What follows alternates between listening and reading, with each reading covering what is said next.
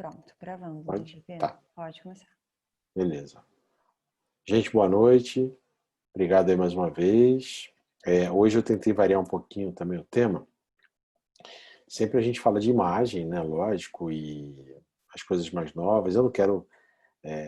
Esse artigo não é um artigo recente, mas também que não mudou tanto nos últimos anos, porque ele quando foi publicado em 2013. Por que eu peguei ele, apesar de ser 2013? Que é um artigo fácil e que fala dos tumores vasculares mais comuns. E é um artigo que eu já tinha lido e que é bem direto. Logicamente, a gente não vai esgotar o assunto tumores aqui, tem vários outros, mas esses são os mais comuns e tem vários achados, tanto de OCT quanto de alto flúor. A gente vai falar de angiografia, que esse artigo resume bem. Então, para a gente falar um pouquinho dos tumores, que a gente fala nas aulas, mas não discutiu nenhum artigo, eu quis variar um pouquinho essa semana, inclusive com o de quinta também. Como teve até um evento na Novartis sobre o lançamento do Luxturna, né, que é o Voretigene, Nepavornec, que é o medicamento, a terapia gênica para repor o RPE65, a gente está discutindo na quinta-feira. O lançamento agora é recente. Eu acredito que muitos de vocês não sabem exatamente quais são as indicações do Luxturna, para que doenças ele serve, como é feito o tratamento. Então é bom para a gente dar uma geral e vocês terem, aquilo que eu falo sempre, estarem atualizados, saberem o que tem de novo, até porque os pacientes perguntam, né? Então, vocês saberem tudo que tem, que está sendo disponibilizado de novo, seja o paciente podendo fazer ou não, porque é caro o tratamento, não importa. Esse é o de quinta-feira. Então, hoje, a gente vai falar sobre os tumores, imagens dos tumores de retina e de coroide. Então, ele começa falando sobre os vários tipos de tumores, que isso tem crescido, né, progressivamente o tipo de tratamento, de imagem. Hoje em dia, com a angiografia ou a retinografia wide field, a gente melhora muito a possibilidade, de diagnóstico e estadiamento, pós-tratamento dos tumores. Então, é muito interessante discutir os aspectos de cada um.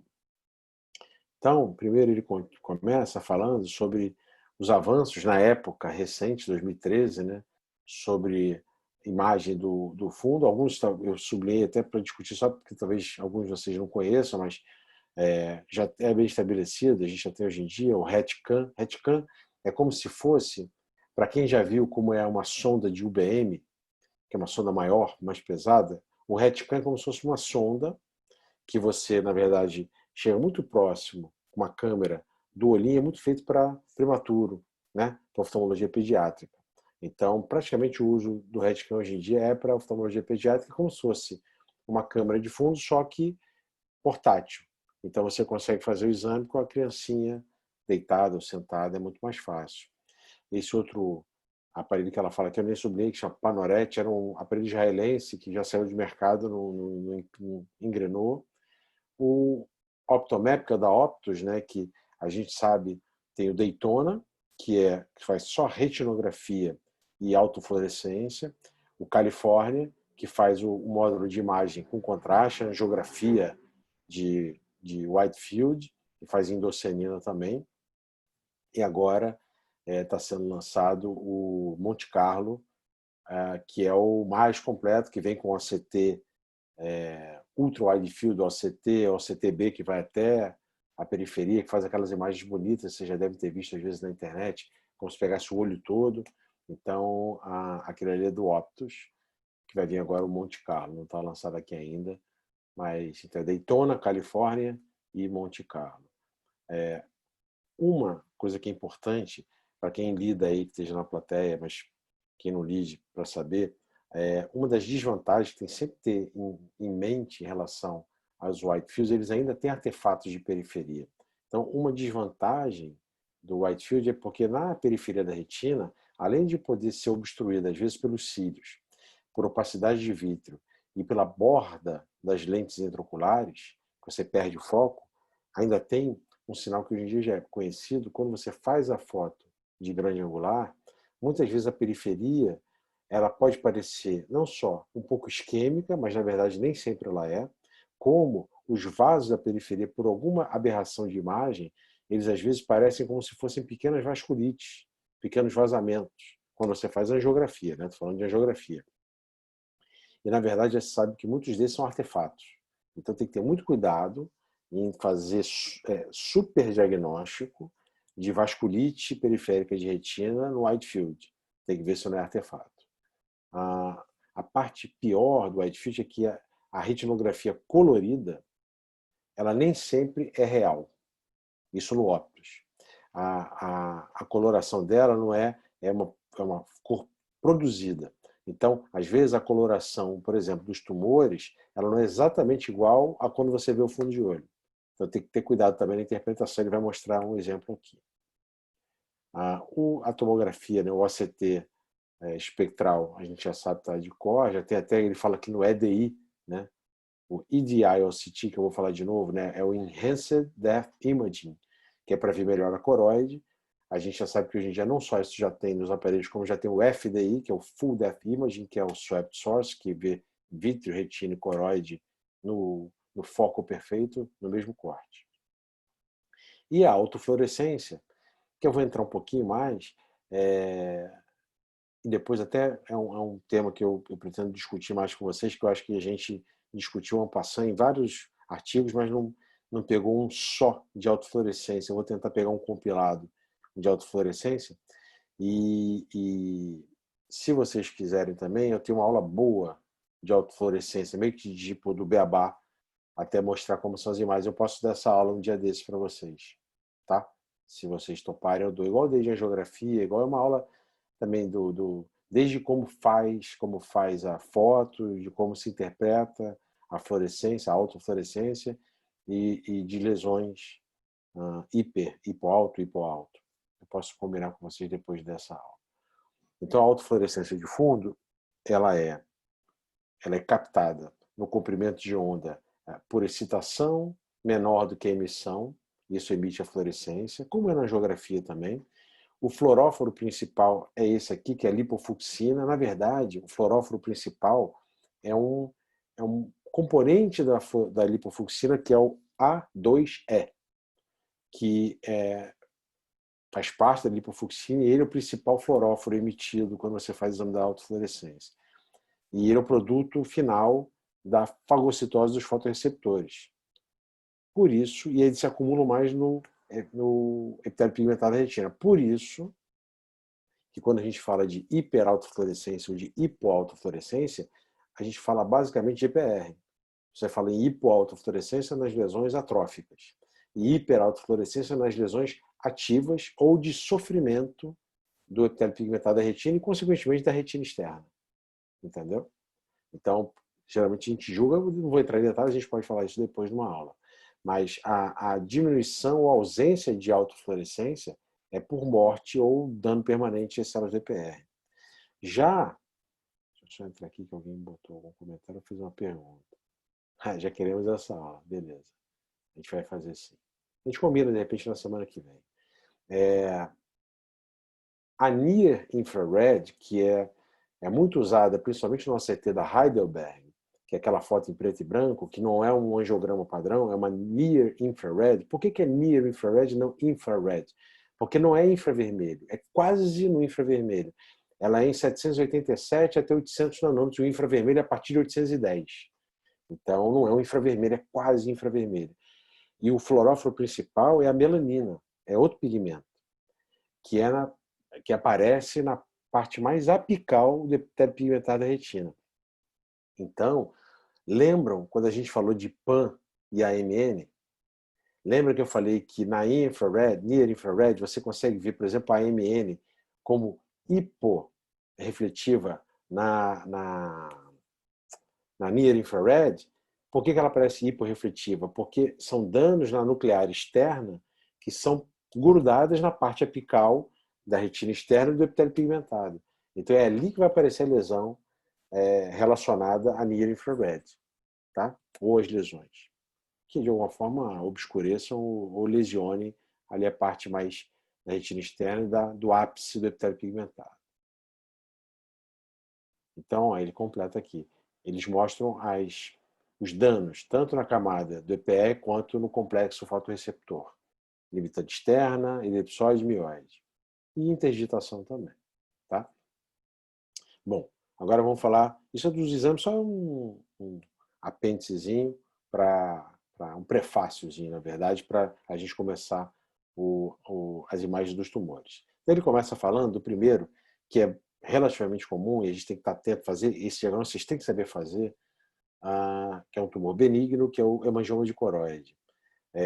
A maior parte dos hemangiomas de coroide, você dá o diagnóstico pela oftalmoscopia indireta. É uma lesão elevada, vermelha alaranjada, geralmente próxima ao disco óptico, tá? E na ultrassonografia, o diagnóstico é bem diferente de um melanoma. A gente vai falar mais à frente. Então, fala aqui, ó, lesões vermelhas alaranjadas no polo posterior, perto do disco óptico.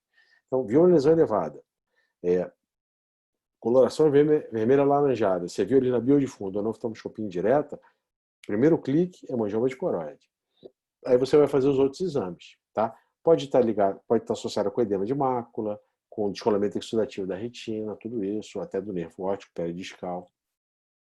E quando você vai fazer os exames, muito cuidado quando você vai fazer, ó, a cor aparente dos hemangiomas de coroide varia de acordo com o método que você utiliza. Quando você faz qualquer tipo de imagem com scanning laser, que, por exemplo, é o sistema do Optus, essa lesão vai aparecer, como mostra aqui, ó, na figura A. Isso aqui é como é a fotografia do Heidelberg, a retinografia do Heidelberg, que é artificial. Isso no Optus também. Ela vai aparecer como escura, mas na verdade ela não é escura, ela é mais para vermelho. Então isso aqui, quando você olhar numa foto, logicamente vocês pensaremos no melanoma. Mas a coloração real é essa daqui, ó. Isso aqui é no outro aparelho do PanoRed que não vingou depois.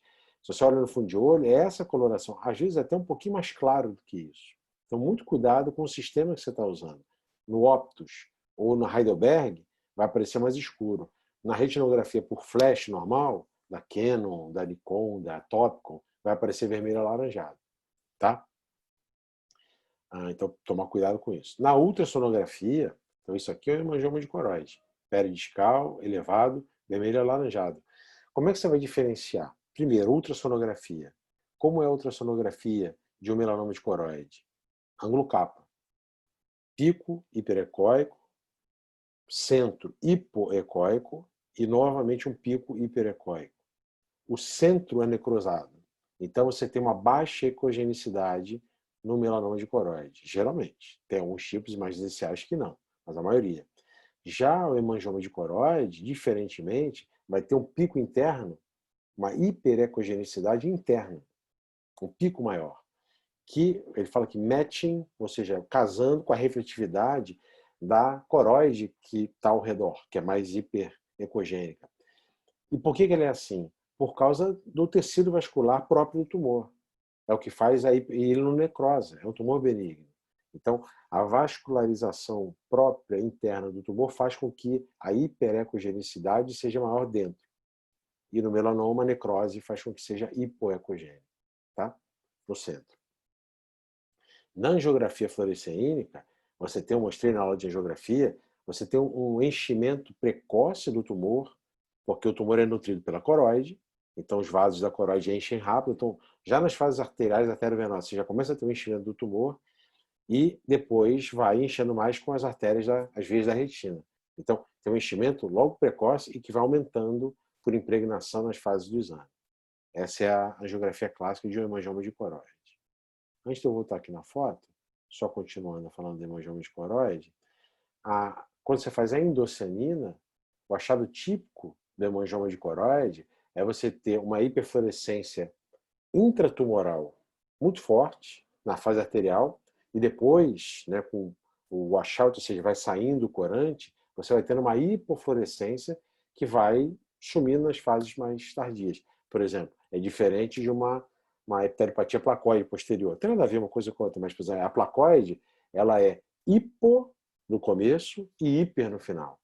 O hemangioma de coroide é hiper no começo e hipo no final. É o contrário. De acordo com o tipo de achado na endossemina, a gente diferencia também as lesões. Já, eu falei na aula de OCT, já no OCT espectral, a retina geralmente é normal, porque o tumor é de coroide, o hemangioma é de coroide. O EPR, geralmente ele faz um dome shape, ele é elevado. Mas qual é a característica principal que diferencia, por exemplo, o hemangioma no OCT de um nevo de coroide? Ou de um melanoma? Vamos lembrar. O nevo dá aquela lesão bem hiporrefletiva, que faz também um dome shape do epitélio pigmentado, mas pressiona a coroide interna a praticamente ela não aparecer. Você não vê a coriocapilar. O hemangioma de coroide, se vocês lembrarem, ele poupa a coriocapilar. Ele vem dos vasos mais profundos. Então, ele cresce, faz a elevação do epitélio pigmentado, mas preserva, você consegue ver a coriocapilar.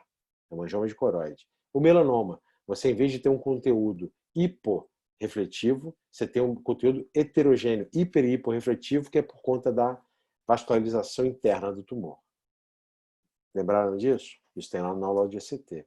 As alterações maculares podem ser desde edema cistoide, fluido subfoveal, dependendo da manifestação principal e do estágio da doença.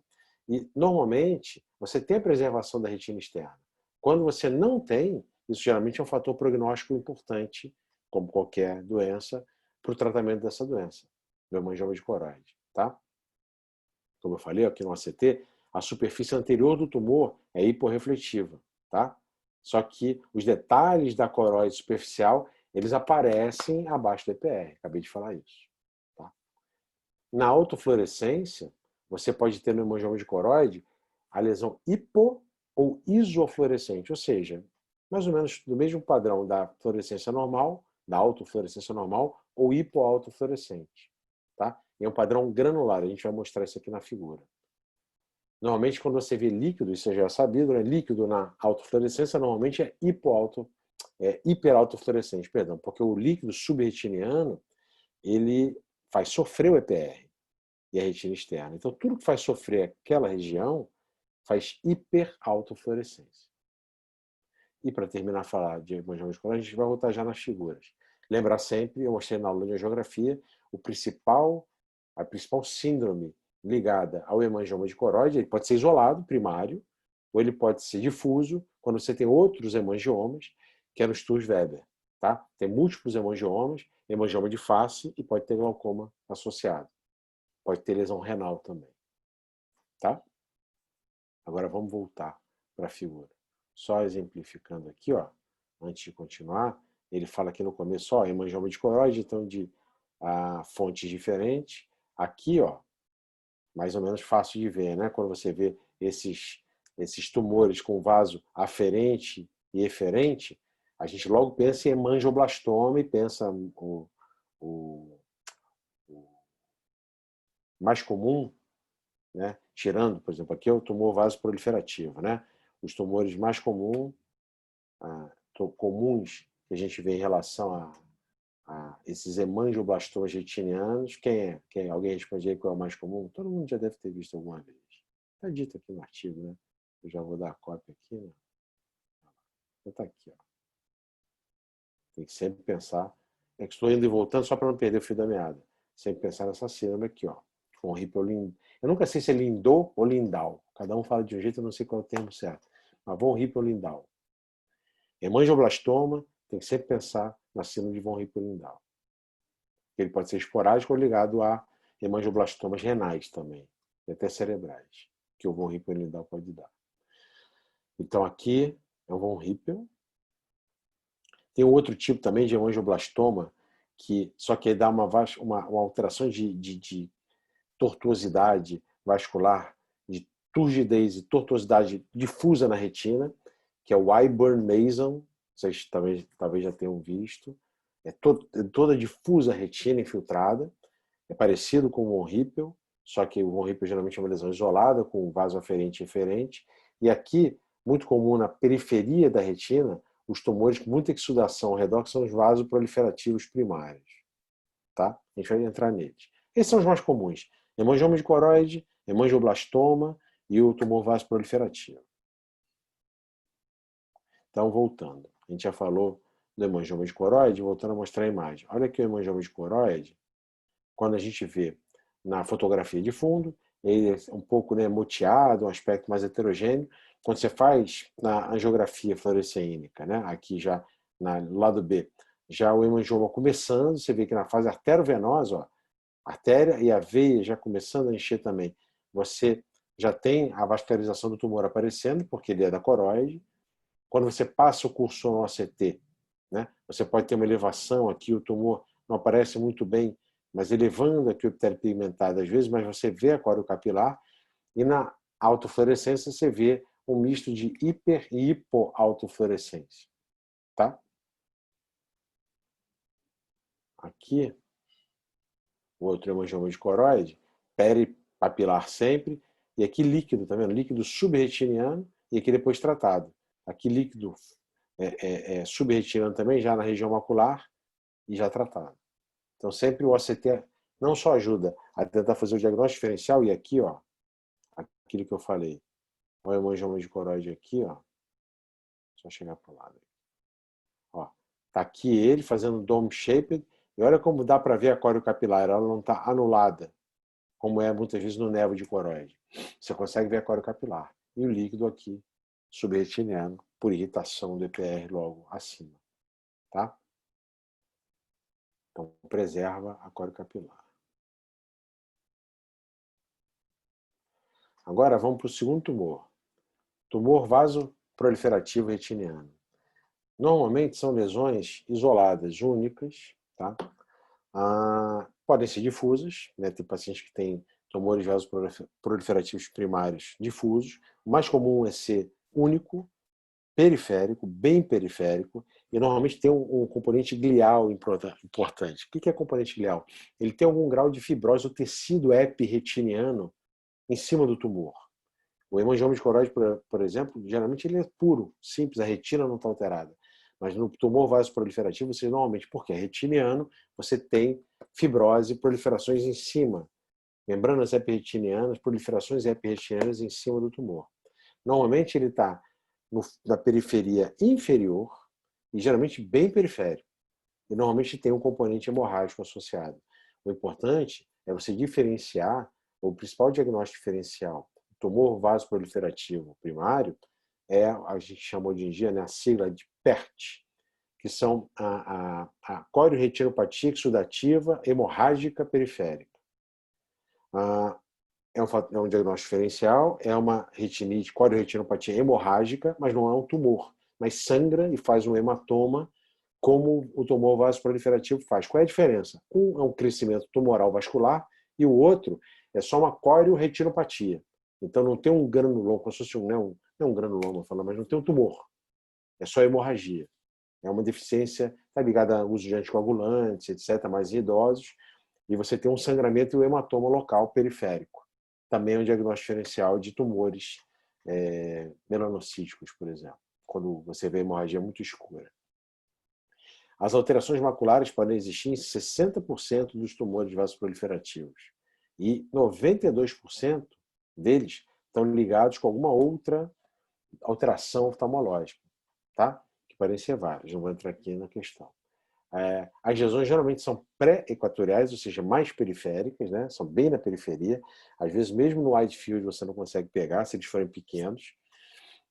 A angiografia fluorescêmica, quando consegue chegar na periferia, ajuda a diferenciar da PERT, que eu acabei de falar, que é Peripheral Exudative Hemorrhagic Chorioretinopathy, que é, na verdade, uma alteração vascular que sangra e não é um tumor vascular. Comparando com o hemangioblastoma, que é o von Hippel, você geralmente não tem vasonutridor importante, são discretos, não é igual naquela foto que eu mostrei do von Hippel, um vaso, um tronco aferente, um tronco eferente. Quando você vê esses vasos nutridores muito intensos, pensa em hemangioblastoma, benigno também.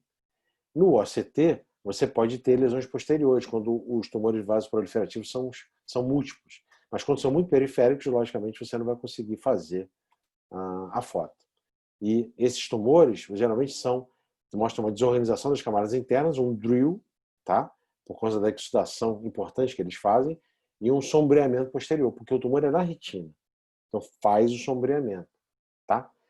Parece, não é, tipo aquele que a gente falou essa semana, né, do rain cloud sign dos fungos, por exemplo, do granuloma fúngico. Mas parece Lembra que eu mostrei uma foto de um amartoma do epitélio pigmentado da retina?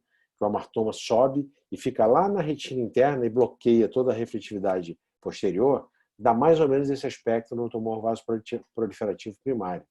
Eu acho que ele mostra aqui, ó. Aqui é a angiografia, vou mostrar já já. Alguém botou uma pergunta ou um comentário aqui. PERT seria como varizes da coroide de retina. O nome anterior, Mirella, de PERT era varize. Era de varizes de retina, ou coroide. Que, na verdade, se achava que tinha varizes de coroide e varizes de retina. Eles acabaram englobando num nome novo. Mas eram as antigas varizes. Até porque são mais predispostas a sangramento com anticoagulante, é isso aí. Tá? É um nome novo para elas. Tá? E a gente fala PERT, mas é porque, na verdade, não é PERT, seria PEC. Porque PEHCR. A gente acaba falando PERT. Então, os tumores vasoproliferativos primários, voltando aqui. Vou mostrar aqui na foto. Esse aqui é um paciente. Deixa eu aumentar aqui a foto. Nesse caso, não é o mais comum, com múltiplos tumores vasoproliferativos primários. Vocês veem? Vários. Todos esses aqui fluorescentes, hiperfluorescentes, são tumores primários. E aí o tratamento foi feito com, pode ser crio, pode ser, se for mais periférico, você faz crio, se for mais central, você pode cravar com laser, e foi cicatrizando. E às vezes eles aparecem de novo, ou você deixa de tratar e tem que tratar novamente. Mas vocês percebam que os vasos nutridores são muito discretos. Não tem um vaso referente grande, clássico, tá? Aqui, ó. Opa. Já alguém fez algum comentário. E os aneurismas miliares de Leber, né? É uma telangiectasia, né? Congênita. O aneurisma miliar de Leber é geralmente mais em criança. É tipo um Coates. O Coates é mais em menino, jovem, né?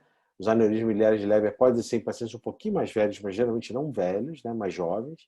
E são saculações, são aneurismas enormes. Não chegam, eles são hiperfluorescentes, porque coletam, mas eles não são tumores. Se você fizer um OCT, por exemplo, passando, você vai ver uma grande dilatação vascular naquela região, mas você não vai ver uma lesão tumoral. Então não é um tumor, não é uma lesão sólida, é uma lesão aneurismática, ectásica. Tá? É diferente. E geralmente os aneurismas de Leber, outra dica também, eles são agrupados. Você vê que nas fotos ali, eles são difusos. E os aneurismas de Leber, geralmente, eles são cachos, tipo uma polipoide, só que enorme. Eu vi uma vez só. Bom, hemangioblastomas. Os hemangioblastomas... Obrigado, Mirella, entendeu, né? Os hemangioblastomas podem afetar qualquer parte do fundo de olho. Eles variam muito, dependendo do tipo. Podem ser esporádicos, são os hemangioblastomas retinianos, ou a síndrome de von Hippel-Lindau, que geralmente você tem outros tumores associados, renais ou até cerebrais. Hemangioblastomas também. Podem sangrar, tem que investigar. Os pequenos tumores geralmente aparecem como se fossem pequenas hemorragias ou telangiectasias pequenas, como se fossem os aneurismas de Leber, né? Não vários, pequenos. E os angiomas maiores, eles geralmente aparecem com coloração meio rosa, alaranjada.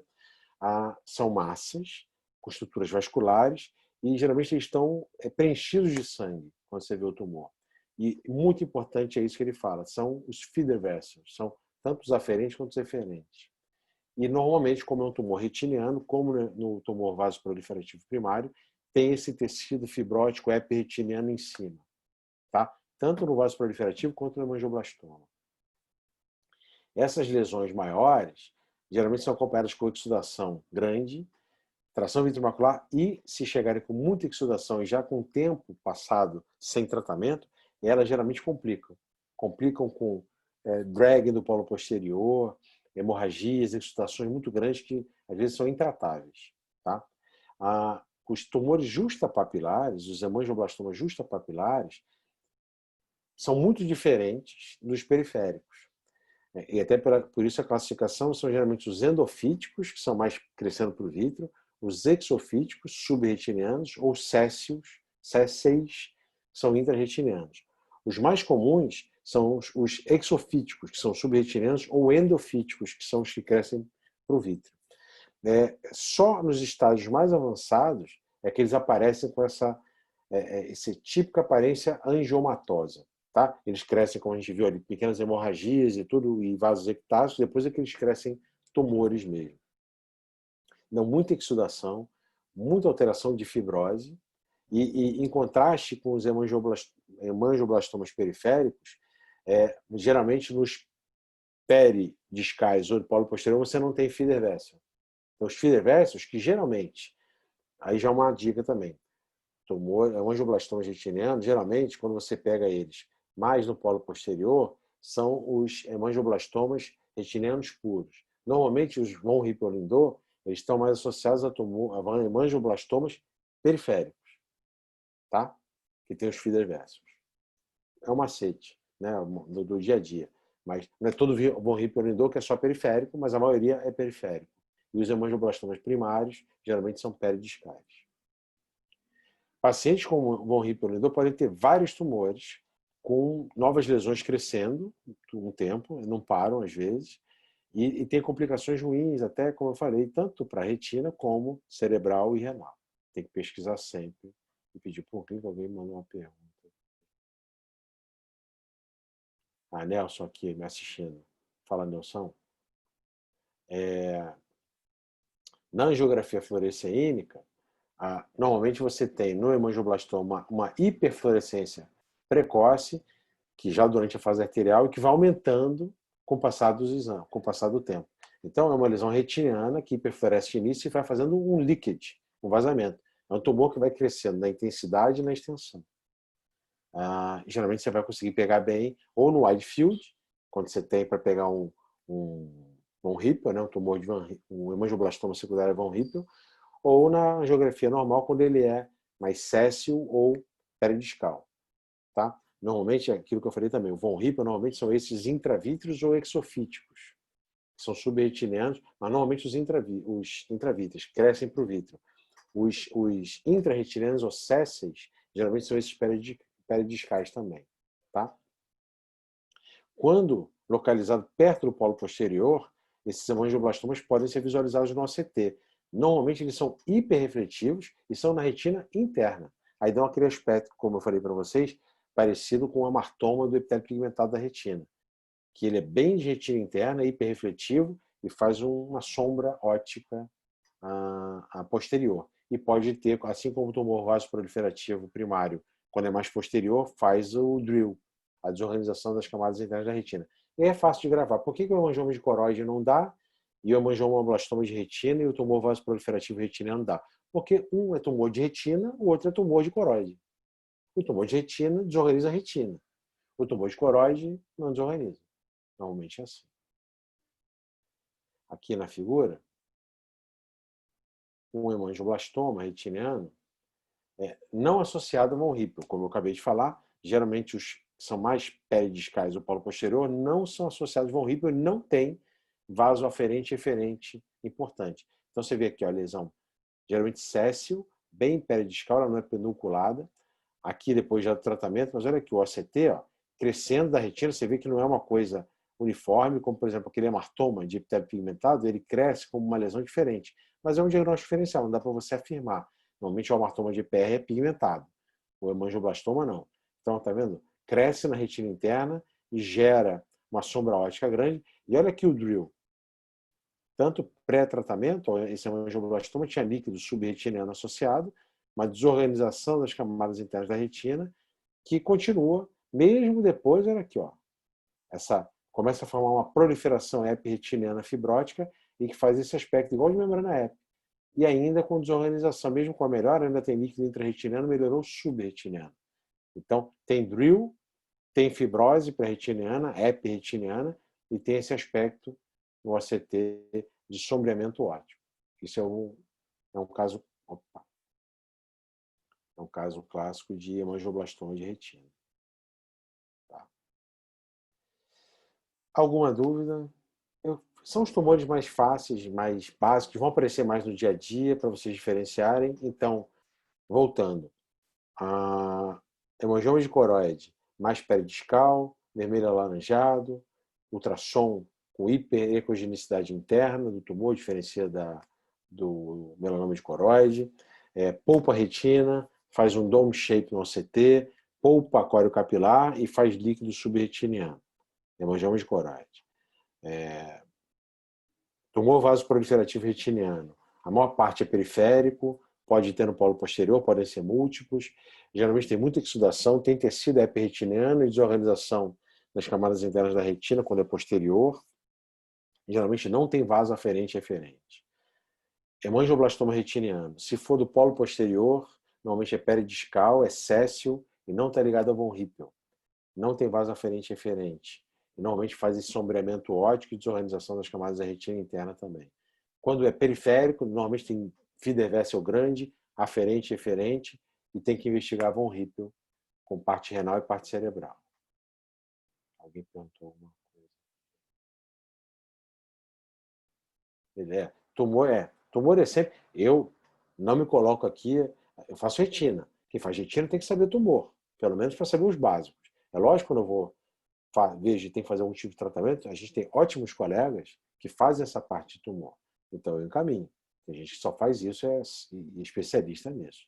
O Evandro, a Patrícia, são exemplos de ótimos colegas aqui no Rio. Mas o diagnóstico, pelo menos inicial, a gente tem que fazer. Às vezes tem dúvida e a gente encaminha para o colega para fazer uma investigação maior. Tá? Eventualmente até biópsia, etc. Mas pelos exames, geralmente, pela imagem, eles conseguem saber direitinho. O que mais? Alguma dúvida aí? Mais algum comentário que vocês queiram saber?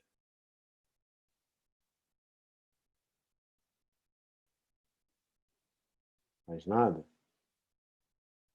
Obrigado a vocês aí, então. É mais básico, entendeu? Mas tumor é uma coisa que a gente acaba, né, fugindo um pouco. Eu vejo muita gente que faz retina, mas foge do tumor. Pode até não tratar, mas tem que saber diagnosticar. Tem que cair na mão de vocês têm que saber. Não pode mandar, você como retinólogo, não pode simplesmente falar assim, tem um negócio, alguma massa, vou mandar para o fulano que faz tumor.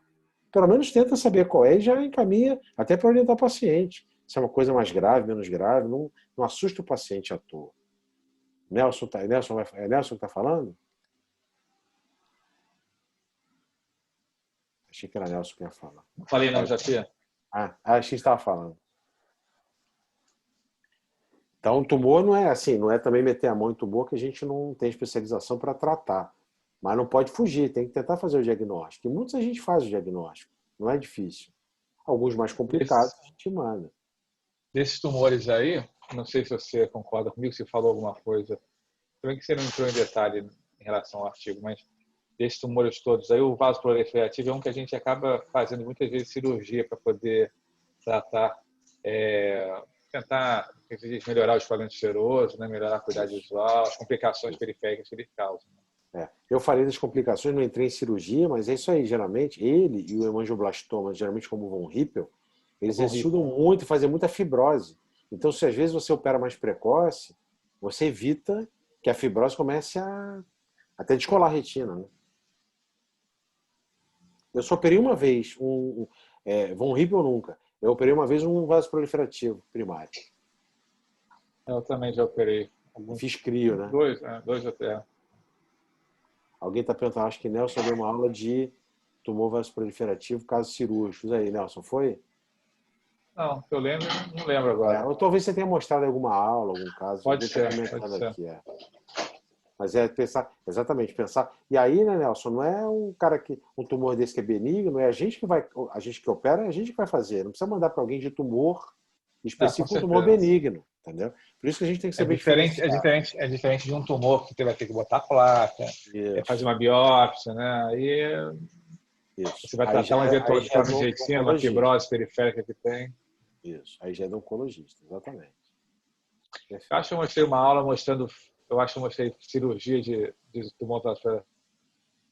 Então, a Mirella que está comentando, ela deve... Mirella, que não é a sua Mirella, né, pô? Mas é ela que está comentando aqui. Deve ter visto alguma aula tua. Alguém botou aqui, a Michelle, para dar essa aula de alto fluo, a gente pode botar numa terça, de repente terça-feira que vem. Isso é tranquilo, a gente vê. A aula está mais ou menos pronta. É uma aula tranquila, mas é boa, que ilustra muita coisa de como é que faz, meio que um beabá de autofluorescência. Que é um exame importante, a gente tem que dominar mais também. Eu faço isso. Eu boto lá. A Pia está perguntando, às vezes, você só chega ao diagnóstico pós-vitrectomia por hemovítrio.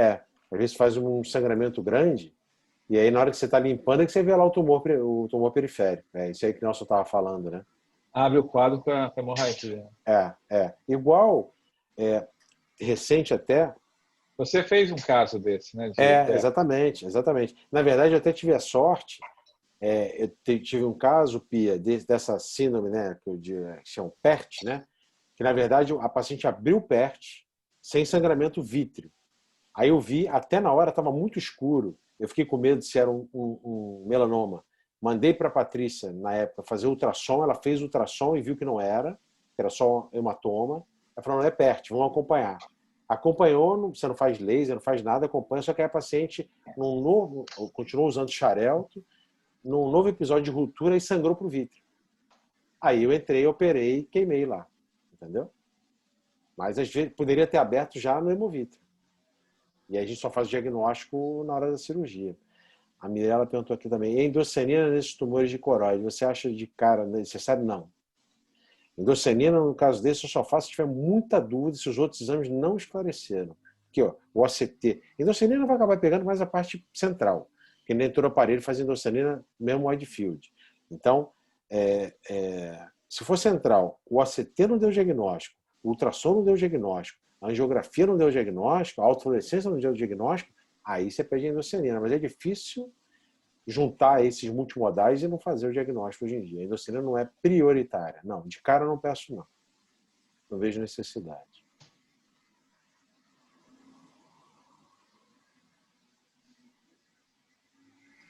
Mais alguma pergunta aí? A importância como é que diz, da avaliação multidisciplinar, né? Esse paciente, às vezes, com esses tumores, tem complicação cerebral, né? Como você falou, então, tem uma avaliação com neuro, Tem que pedir. imagem radiológica, porque às vezes pode ter alterações que são alterações que podem ser fatais, né? Então, Normalmente até eu faço o seguinte, não é o certo ou errado, é como eu faço. Quando eu vi 2 vezes Von Hippel comigo, né? Uma foi no hospital, outra foi no consultório.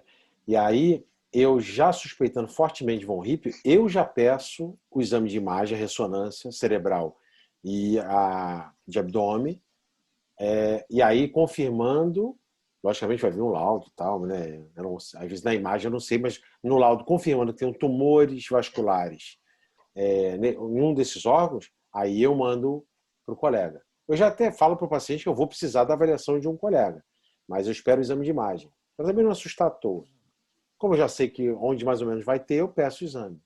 E aí, tendo a lesão, aí lógico, vai para o neuro, vai para o nefro, aí conduz com você ele. falou também, já pedi estudos de Weber, né? Então, é importante, dentro do diagnóstico diferencial de glaucoma neovascular, né? Então, a importância do exame da agonoscopia. A gente sabe que o glaucoma neovascular, a gente vê na diabetes, nas oclusões vasculares, mas estudos de Weber é um tipo de... A gente pode ver também no paciente com estudos de Weber. A Michelle botou aqui, pensar no uro também dependendo, eu vou mandar para o nefro ou para o uro, um dos dois vai conduzir, né? Dependendo se é câncer, se é cirúrgico ou não. Alguém dessa parte, com certeza. Ô, Nelson, na quinta-feira, o artigo, já aproveitando, na quinta-feira o artigo que eu botei para eles, até para aproveitar o lançamento, né, a aprovação do Luxturna, eu botei um artigo só para... É o artigo de fase 1 e fase 3 do Luxturna. Para discutir, para todo mundo ver como faz e tudo. Como você fez lá o curso de habilitação para o implante, né, até para cirurgia, para o implante da parte higiênica, na quinta-feira, se você puder entrar, que depois que eu discutir, você puder dar a tua experiência, é legal. Tá bom, beleza. Tá? Na quinta é 7 horas. 7 também. Tá?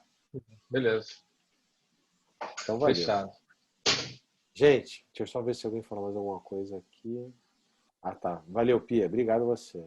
Eu que agradeço todo mundo aí. Então, valeu, gente. Japi, obrigado, hein? Nada. Até quinta. Boa noite, gente. Tchau, tchau. Valeu. Tchau, tchau, Beijo, Japi. beijo, Renata. Beijo todo mundo aí.